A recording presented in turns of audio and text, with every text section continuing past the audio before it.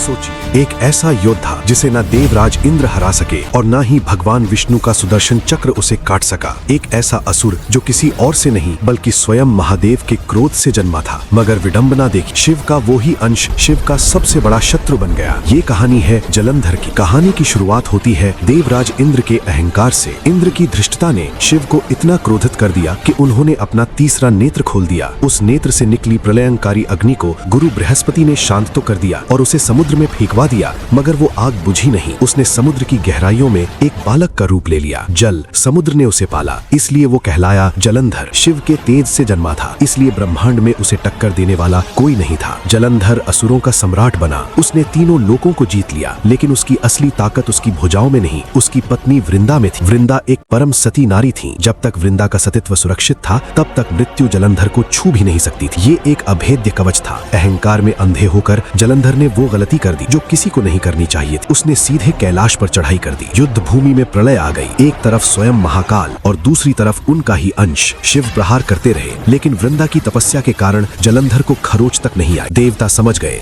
कि बल से नहीं, अब छल से काम लेना होगा। भगवान विष्णु ने जलंधर का रूप धरा और वृंदा के सामने जा पहुंचे। वृंदा ने उन्हें अपना पति मानकर स्पर्श किया और उसी क्षण उसका सतीत्व खंडित हो गया। उधर वृंदा का कवच टूटा और इधर युद्ध भूमि में शिव ने भांप लिया कि शत्रु अब नश्वर हो चुका है। महादेव की त्रिशूल ने पल भर में जलंधर का मस्तक धड़ से अलग कर दिया। वो प्रचंड अग्निपुंज जो शिव से निकला था, वापस शिव में ही समा गया। जलंधर का अंत ये सिखा गया कि जब अहंकार अपने ही जनक से टकराता है तो विनाश निश्चित है।